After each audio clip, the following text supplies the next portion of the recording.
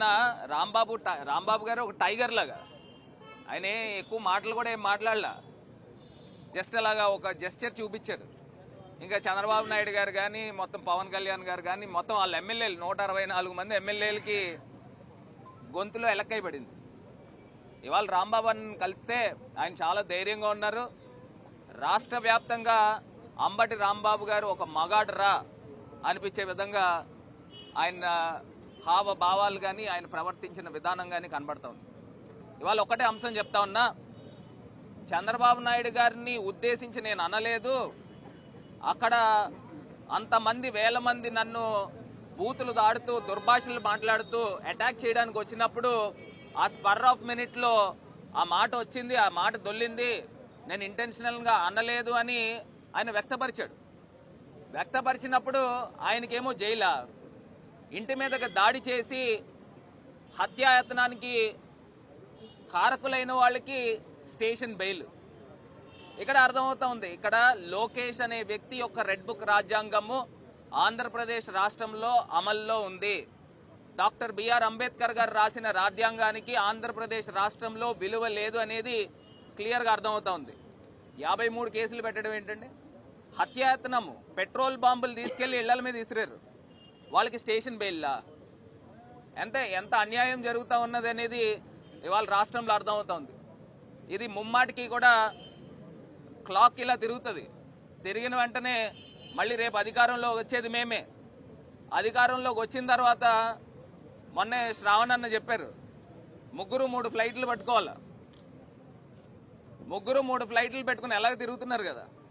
Counting start అయినప్పుడే మీరు ఏ రాష్ట్రాలకి ఏ దేశాలకి పారిపోతారో ఒకసారి ఆలోచన చేసుకోండి. ఎందుకంటే ఇవాళ ఆంధ్రప్రదేశ్ రాష్ట్రంలో అరాచక పరిపాలన జరుగుతోంది, రావణ కాష్ట చేస్తూ ఉన్నారు. ఇది ప్రజలు ఎట్టి పరిస్థితుల్లో కూడా ఒప్పుకునే పరిస్థితులు లేవు. నేను అడుగుతా ఉన్నానండి, మీ ఇంట్లో ఆడవాళ్లే ఆడవాళ్ళ? రాంబాబు గారు వాళ్ళ ఇంట్లో ఆడవాళ్ళు కాదా?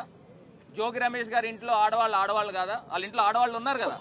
మీరు ఇంటి మీద పెట్రోల్ బాంబులతో దాడి చేస్తే జరగకూడదని జరిగితే అక్కడికి వచ్చిన వాళ్ళు కూడా అందరూ గంజాయి మత్తులో ఉన్నారు, అందరూ కూడా తాగిన మైకంలో ఉన్నారు.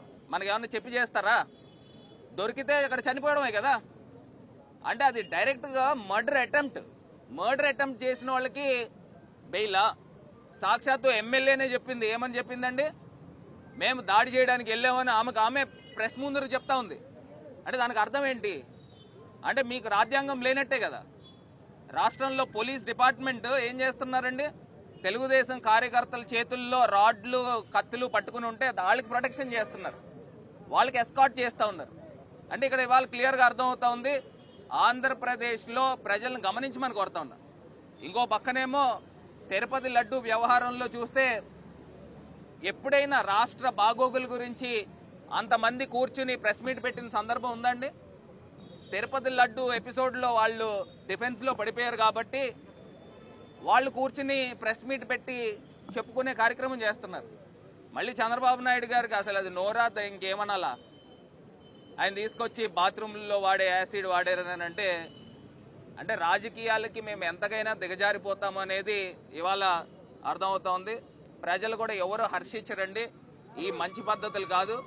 ఇప్పుడే శ్రావణ్ గారు చెప్పినట్టు కూడా ఆ శాంపిల్స్ ఎప్పుడు తీసుకున్నారు? తెలుగుదేశం హయాంలో మీ గవర్నెన్స్, మాది గవర్నమెంట్ ఎప్పుడైతే ఆ ఎలక్షన్ కోడ్ వచ్చింది మార్చిలో వచ్చింది, ఈ శాంపిల్స్ తీసుకున్నది జూలైలో. అంటే 4 నెలల కాల వ్యవధి మీరు ఆల్రెడీ గవర్నెన్స్లో ఉన్నారు. మరి మీరు లేకపోయినా ఒక 2 నెలల నుంచి మీరు గవర్నెన్స్లో ఉన్నప్పుడు శాంపిల్స్ తీసినప్పుడు మీ టైంలో తీసినప్పుడు అడల్టరేషన్ జరిగింది మీ టైంలో ఉన్నప్పుడు, ఇప్పుడు తీసుకొచ్చి వైఎస్ఆర్సీపీని ఎట్లా బ్లేమ్ చేస్తారు?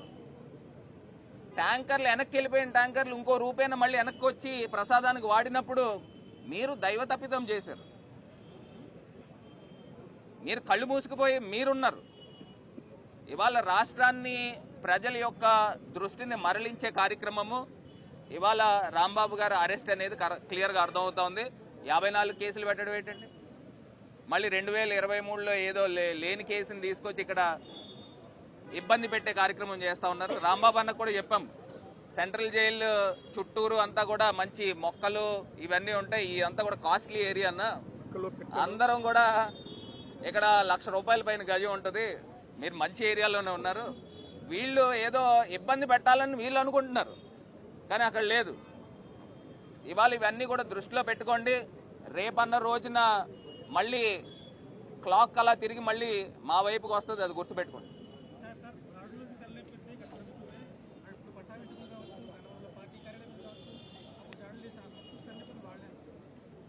నేను అంటా ఉన్నానండి, ఇప్పుడు ఆ రోజు ఏదైతే ఘటనలు జరిగినాయో, ఘటనలు జరిగినప్పుడు ఆ రోజు క్లియర్గా ఈ పెట్రోల్ బాంబులు లేకపోతే కత్తులు కటార్లు తీసుకెళ్లి ఎవరి మీద దాడులు చేయలేదే. ఆ రోజు నిరసన వ్యక్తపరచడానికి అక్కడికి వెళ్ళిన సందర్భం. ఇప్పుడు పట్టాభి గారు కూడా ఆ రోజు మాట్లాడిన మాట ఏంటి? పట్టాభి అన్నవాడు పర్పస్ఫుల్గా మాట్లాడాడు. ఇక్కడ స్పర్ ఆఫ్ మినిట్లో దాడి చేయడానికి వచ్చిన వాళ్ళని తిరిగి రిటాలియేట్ చేస్తూ మాట్లాడిన మాట. అంటే ఆన్ పర్పస్ మాట్లాడిన దానికి స్పర్ ఆఫ్ మినిట్లో వచ్చిన దానికి తేడా ఉంది, చాలా తేడా ఉంది. ఇది ఆన్ పర్పస్. ఆ రోజు పట్టాభి అనే వ్యక్తి బోసిడికే అనే పదం వాడి ఆయన ప్రవోక్ చేసే కార్యక్రమం ఆ రోజు జరిగింది. ఇది జరిగింది యాక్సిడెంటల్గా జరిగింది. రాంబాబు గారి దగ్గర నుంచి వచ్చిన మాట. ఆయన మళ్ళీ వెంటనే రిగ్రెట్ కూడా ఫీల్ అయ్యాడు. అంటే రిగ్రెట్ ఫీల్ అయినా కూడా నేను ఇంటికి వెళ్ళి హిట్ టీవీ యాప్, ఇందులో short news, live news, entertainment shows, movies, digital magazines తో పాటు మీ జిల్లా వార్తలను కూడా ఫ్రీగా చూడొచ్చు.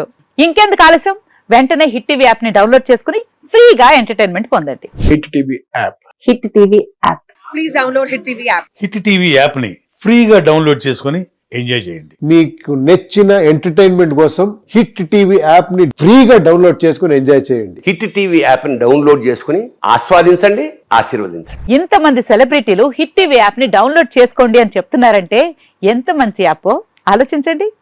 అమెరికా అమెరికా అమెరికా అమెరికాలో చదవాలనుకునే వాళ్ళకి విశ్వసనీయమైన పేరు మన శౌర్య కన్సల్టెన్సీ. UK లో 1 year masters, UK లో 1 year masters, 2 years work permit up to 5 years visa. Contact Saurya Consultancy. Contact 89851 89851.